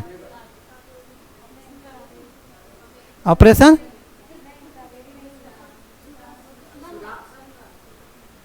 ऑपरेशन कौन सा चलाया गया था यूक्रेन में फंसे लोगों के लिए? बहुत बढ़िया, ऑपरेशन गंगा चलाया गया था। ऑपरेशन गंगा, तो वहां से भी मोदी जी निकाल लिए, ठीक है ना। तो अपना क्या है ना कि दोनों को सवेरे किसी और से बात किया तो शाम को उससे बात करके निपटा भी दे रहे हैं, ठीक है ना, कि चलो कोई बात नहीं, कुछ नहीं होगा, ठीक है। तो आप इसीलिए क्या अंतर्राष्ट्रीय शांति, अंतर्राष्ट्रीय शांति के लिए एवं सुरक्षा की अभिवृद्धि का प्रयास करेगा। अनुच्छेद 51 फुलफिल करते हैं। यह आपका नीति निदेशक तत्व होता है समाप्त। यह आपका नीति निदेशक तत्व होता है समाप्त। समझ में आया? नीति निदेशक तत्व में इंपॉर्टेंट अगर आपको पढ़ना है तो वो पढ़ सकते हैं आप, अनुच्छेद 36 तो कॉमन है, पता ही रहना चाहिए। 36, 37, जब भी आपको यह आभास हो कि नीति निदेशक तत्व मेरा ये अधिकार छीन जा रहा है तो 37 याद आना चाहिए आपको। क्या है 37? आप केस नहीं कर सकते, न्यायालय में नहीं जा सकते हैं, ठीक है। 36, 37 और 38 का तो जो प्रस्तावना में है वो है, ठीक है ना। उसके बाद 40, ठीक है ना। उसके बाद 45, उसके बाद 46 नहीं, 46 नहीं, 46 छोड़ सकते हैं, ठीक है। उसके बाद 50, 51, ठीक है ना। 48 लिखने, ये इम्पोर्टेंट है, ये इम्पोर्टेंट है, ठीक है ना। आप सबसे ज़्यादा अगर आपको छोड़ने का मन करेगा तो 39 छोड़िएगा, ठीक है ना। 39 छोड़िएगा, ठीक है।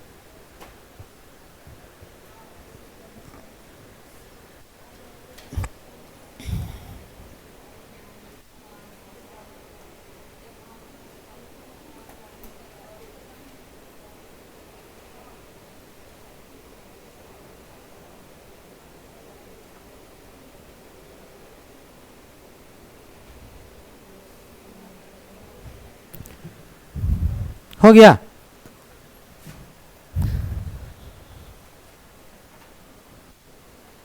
चलिए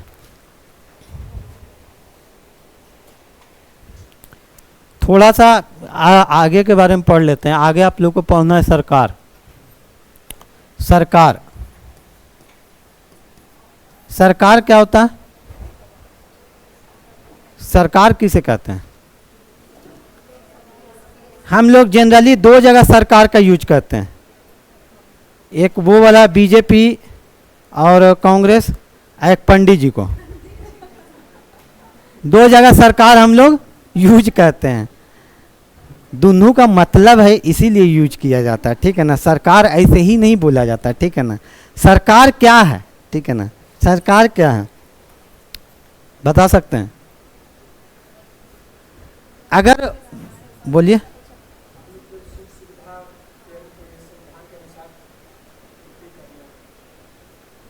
ठीक है, और कुछ?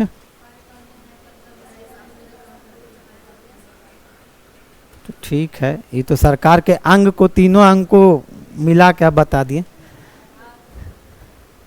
सरकार वो है जो किसी भी राष्ट्र के सुसंचालित या उसको बढ़िया से संचालित करने के लिए संविधान सम्मत नियम एवं कानून बनाती है और उस अनुसार से लागू करती है।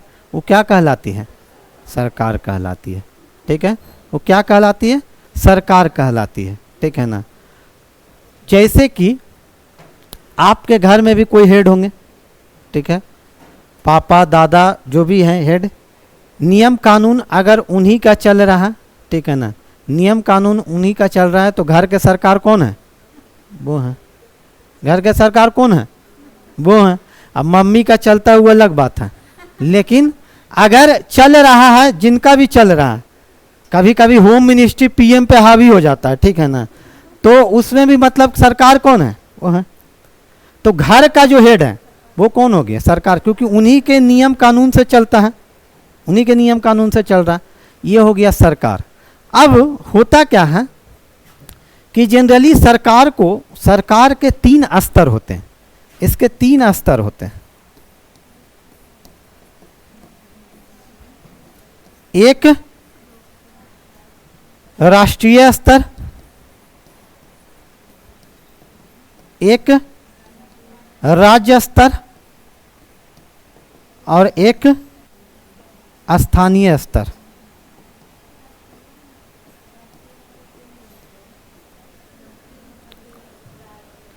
एक राष्ट्रीय स्तर, एक राज्य स्तर और एक स्थानीय स्तर।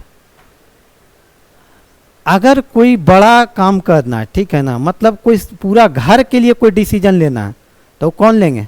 जो हेड है वो लेते हैं। जो हेड है, मान लिए दादाजी हैं, तो कौन लेंगे? राष्ट्रीय स्तर पे जो डिसीजन ले रहे हैं। अब छोटा मोटा कोई एक राज्य के स्तर पे जो डिसीजन लिया जाता है, वो समझिए कि मम्मी पापा जो डिसीजन ले रहे हैं, ठीक ना, मम्मी पापा जो डिसीजन ले रहे हैं, ठीक है ना, वो क्या हो जाएगा? राज्य स्तर। जैसे कि सिंपल इसका बहुत बढ़िया एग्जाम्पल है। आपके घर में कोई भी चीज़ कहाँ रखाएगा, या कैसे कौन कमरा बनेगा, या कुछ भी चेंजिंग होगा, उसका डिसीजन अगर दादाजी हैं तो दादाजी ले रहे हैं, ये राष्ट्रीय स्तर हो गया, ठीक है ना। और आप कहाँ पढ़िएगा या नहीं पढ़िएगा, इसका डिसीजन आपके मम्मी पापा ले रहे हैं, ये कौन हो जाएगा? राज्य स्तर। और जब आप पढ़ने चल गए तो कौन कलम खरीदिएगा नहीं खरीदिएगा, ये बस यही है राष्ट्रीय स्तर, राज्य स्तर और स्थानीय स्तर। मतलब बांट के देखिएगा। कभी कभी क्या होता है ना, और ये बात भी है कि इसको ये भी डबल क्रॉस नहीं कर सकता और इसको ये भी डबल क्रॉस नहीं कर सकता, ठीक है ना। रियल में संविधान में भी, शासन में भी यही होता है। कभी भी स्थानीय स्तर राज्य स्तर को डबल क्रॉस नहीं कर सकता, कभी भी राज्य स्तर राष्ट्रीय स्तर को डबल क्रॉस नहीं करेगा, क्योंकि हर एक डंडा रखे हुए हैं, एक डंडा रखे हुए हैं सब। तो राज्य सरकार के 3 स्तर होते हैं, ये याद रखिएगा, ठीक है। अब आते हैं सरकार के प्रकार। होते तो बहुत प्रकार हैं, लेकिन आप लोग को 2 पढ़ना है। एक है लोकतांत्रिक सरकार, और एक है राजतंत्र सरकार।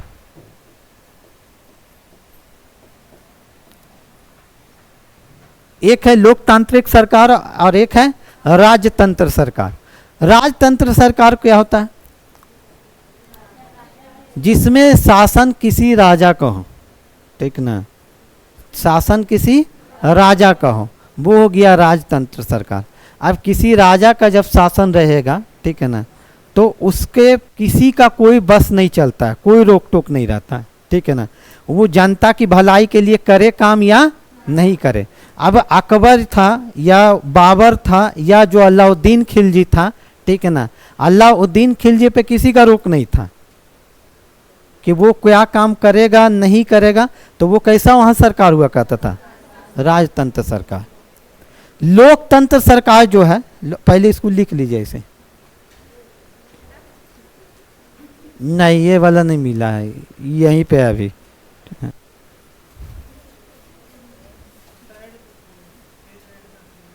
अच्छा अच्छा,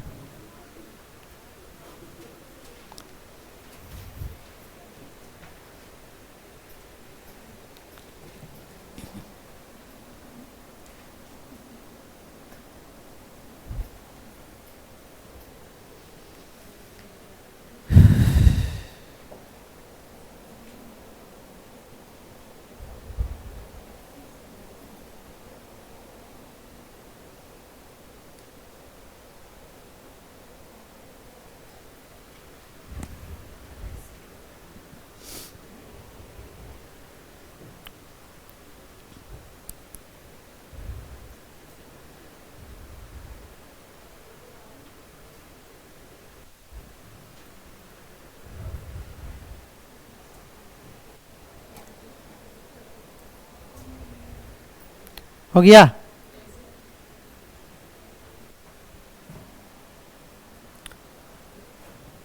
राजतंत्र जो होता है, ये होता है, इसका जो प्रमुख होता है, ये कौन होता है? राजा। अब राजा मतलब ये नहीं समझिएगा कि सिर्फ राजा, रानी भी हो सकती है। जैसे कि आप लोग इतिहास में पढ़े हैं, एलिजाबेथ, और इतिहास में पढ़े ना गुलाम वंश की जो थी, क्या नाम था? रजिया सुल्तान। रजिया सुल्तान कब बनी थी वो? 1236 में। बहुत बढ़िया। उसके पहले कौन बने थे? उसके पहले रजिया सुल्तान किसकी बेटी थी? इल्तुतमिश। इल्तुतमिश का एक बेटा भी तो था ना जो बना था, क्या? अच्छा नहीं, वो बात नहीं है, अच्छा नहीं था, ठीक ना। चलिए, वो शासन मतलब कि उतना फैमिलियर नहीं था, ठीक है ना, इसीलिए राजतंत्र जो उसका प्रमुख राजा या रानी होते हैं। लोकतंत्र जो है इसके प्रमुख कौन होते हैं? जनता। जनता। अब लोकतंत्र में क्या है? लोकतांत्रिक सरकार उसको कहते हैं जिसमें कि जनता नेता को चुनती है, ठीक है ना। यहाँ जनता अपने प्रतिनिधि को चुनती है, जनता अपने प्रतिनिधि को चुनती है, जनता अपने प्रतिनिधि को चुनती है।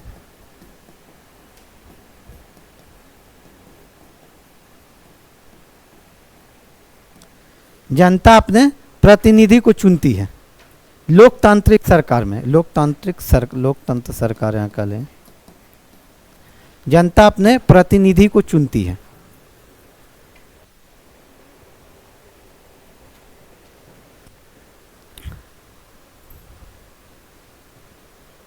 मतलब कि क्या, यहाँ शासन कौन कर रहा है? जनता कर रही है।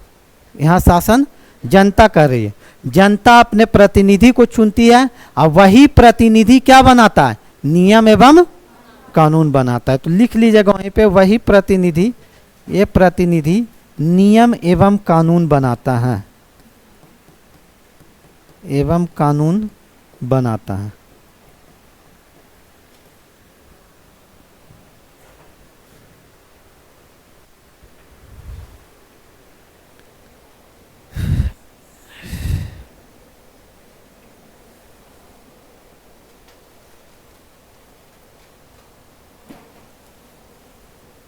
नियम एवं कानून बनाया जाता है, ठीक है।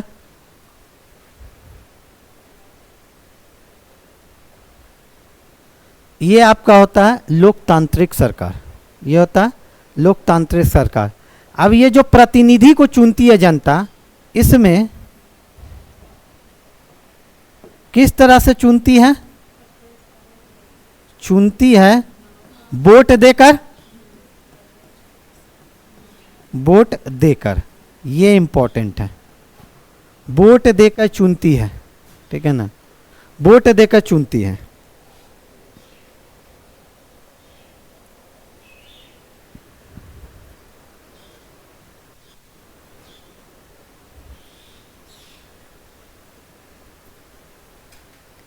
मतलब क्या, जब चुन ली इसके प्रतिनिधि को, तो मतलब जो जनता है वो नियमों को बनाने में भागीदार बनकर खुद शासन भी करती है, खुद शासन भी करती है। तो इसको इस तरह से भी लिख सकते हैं कि नियमों को बनाकर, नियमों को बनाने में भागीदार बनकर, नियमों को बनाने में भागीदार बनकर, बनकर स्वयं शासन करती है, स्वयं शासन करती है।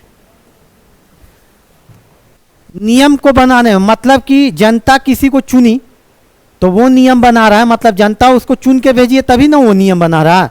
और उसके बाद कौन शासन कौन कर रहा है? जनता ही कर रही है। मतलब नियम भी अपने ही लिए बना रही है, शासन भी जनता ही कर रही है, ठीक है।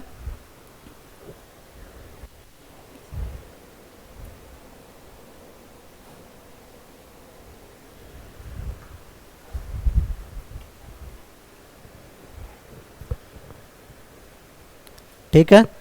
वोट देने का अधिकार, वोट देने का अधिकार आपको पता है, इसी को कहा जाता है सार्वभौमिक मताधिकार, वयस्क मताधिकार, सार्वभौमिक वयस्क मताधिकार कहा जाता है, ठीक है।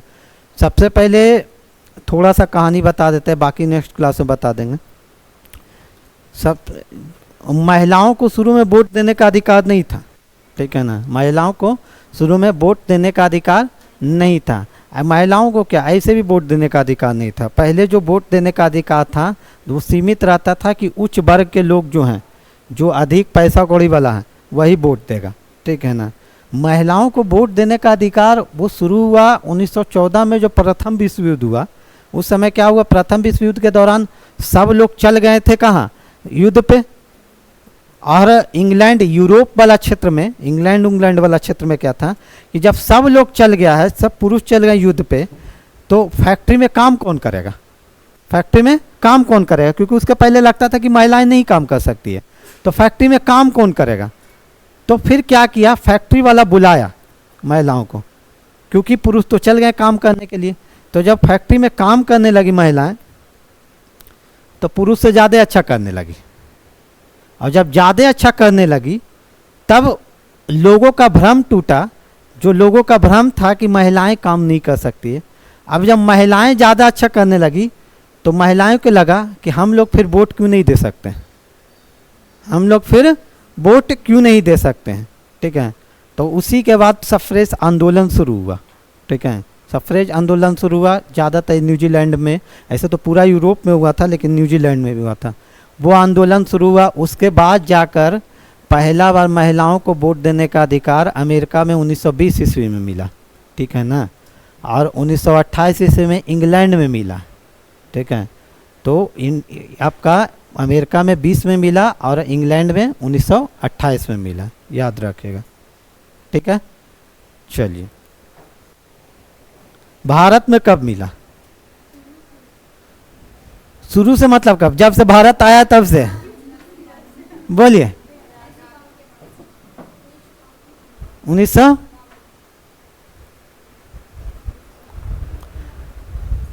वैसे देखा जाए तो 1921 ईस्वी में मिला है, ठीक है ना। 1921 ईस्वी में, 19 में ये लोग मांग किया था चेम्सफोर्ड अधिनियम में, ठीक है ना। 21 में पहला बार शायद आपका मद्रास में हुआ था चुनाव, तो उसी में दिया गया था, ठीक है ना।